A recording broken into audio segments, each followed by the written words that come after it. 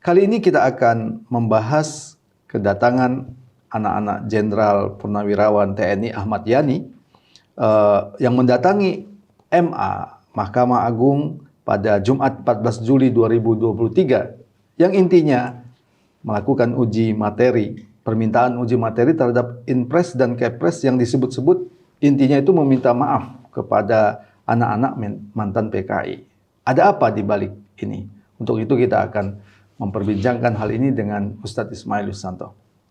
Assalamualaikum Ustadz. Waalaikumsalam warahmatullahi wabarakatuh. Apa yang dipersoalkan sebenarnya dari keputusan Presiden nomor 17 tahun 2022 dan keputusan Presiden nomor 4 tahun 2023? Ustadz Ismail. Iya, baik. Bismillahirrahmanirrahim. Assalamualaikum warahmatullahi wabarakatuh.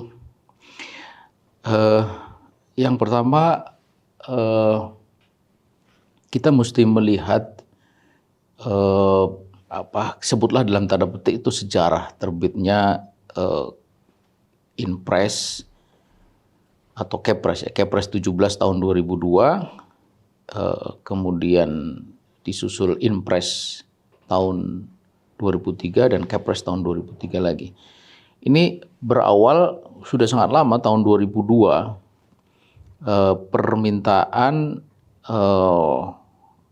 Komnas HAM pada waktu itu untuk penyelesaian pro justisia peristiwa tahun 65-66 yang dikatakan ada banyak pelanggaran HAM di sana. Lalu pada Oktober 2002 Kejaksaan Agung mengembalikan berkas perkara itu karena dianggap belum cukup bukti ya memenuhi unsur pelanggaran HAM berat.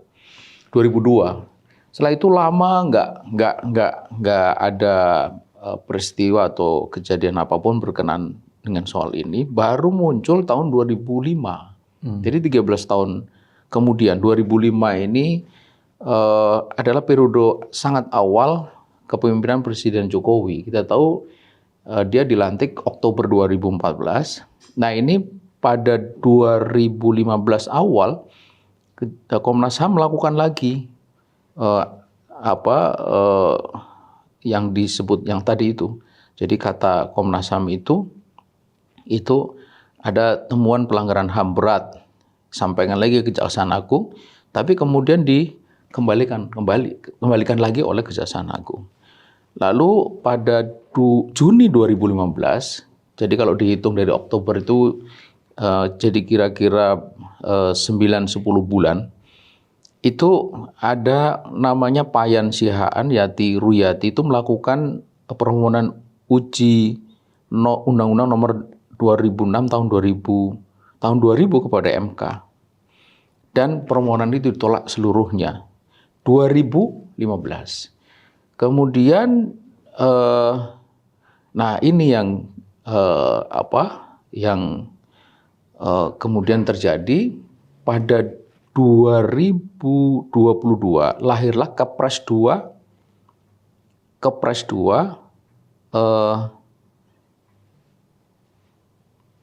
tentang Hari Penegakan Kedaulatan Negara yang isinya itu tak menyebut tentang serangan umum 11 Maret yang waktu itu selalu terkait dengan Presiden Soeharto atau nama Soeharto, tapi kali itu tidak ada. Dan muncullah yang kemudian kita diskusikan ini, Kepres tahun 2022 nomor 17, yaitu TPP non-judicial HAM berat masa lalu. Nah ini, intinya pemerintah bersetuju menyelesaikan pelanggaran HAM berat masa lalu secara independen, objektif, cermat. Jadi itu TPP non-judicial Kepres 17 tahun 2022. Kemudian terbit lagi Inpres 2 tahun 2023, 15 Maret 2023. Jadi belum lama, baru beberapa bulan yang lalu. Intinya Presiden menginstruksikan 16 menteri dan 3 lembaga untuk melaksanakan rekomendasi TPP HAM yang tadi disebut. Nah itu. Nah yang menarik kemudian adalah apa yang dimaksud dengan pelanggaran HAM. yang dimaksud dengan pelanggaran HAM menurut TPP HAM berat itu ada 12. Nomor 1 itu peristiwa 6566. Tidak disebutkan di situ G30 SPKI dan sebagainya. Kemudian penembakan misterius Petrus, lalu penyerangan ke pondok pesantren, ini peristiwa Talang Sari. Kemudian rumah gedong di Aceh tahun 89, penculikan aktivis tahun 98, kerusuhan Mei 98, Semanggi 1, Semanggi 2, pembunuhan dukun santet tahun 99, 98, kemudian tragedi Simpang Kertas Kraf Aceh 99, kemudian Wasior Papua 2001, kemudian Wamena Papua 2003, lalu Jambu Kepok Aceh itu 2003. 12 inilah yang dianggap sebagai pelanggaran HAM masa lalu. Ketika kita bicara tentang pelanggaran HAM masa lalu, pelanggaran HAM saja, itu pasti kita akan terbawa pada satu konotasi itu buruk. Namanya pelanggaran itu kan buruk, apalagi berat, itu buruk sekali. Nah, hanya yang menarik dari list ini adalah bahwa ada bahkan ditempatkan nomor 1, yaitu peristiwa 6566. Padahal kita tahu yang dimaksud 6566 itu adalah peristiwa G30 SPKI. Tapi di sini tidak disebut G30 SPKI, itu 1. Kemudian yang kedua, kalau itu dianggap pelanggaran HAM, siapa yang dimaksud dengan yang melanggar dan yang menjadi korban? Itu. Kita bisa menarik kesimpulan cepat, pasti bukan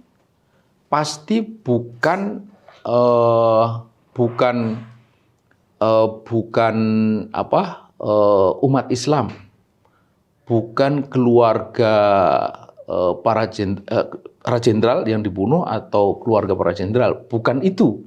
Sebab kalau itu sudah berjalan, itu kan masuk di dalam sejarah itu.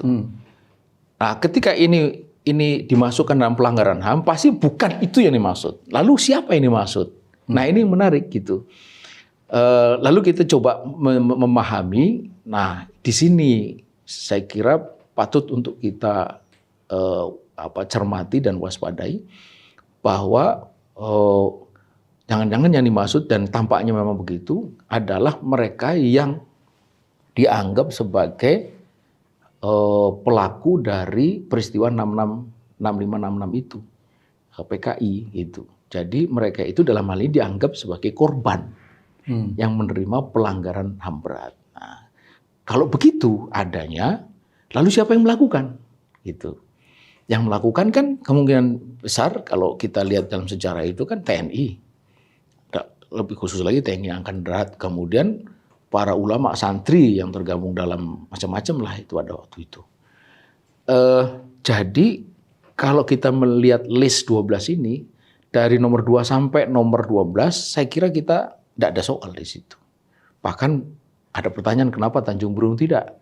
Kenapa peristiwa Ambon tidak? Kenapa peristiwa Poso tidak? Mungkin ada muncul pertanyaan begitu. Tapi yang patut kita cermati adalah nomor 1 ini. Gitu. Jadi ada pengamat yang mengatakan bahwa ini seperti seolah-olah didomplengkan gitu.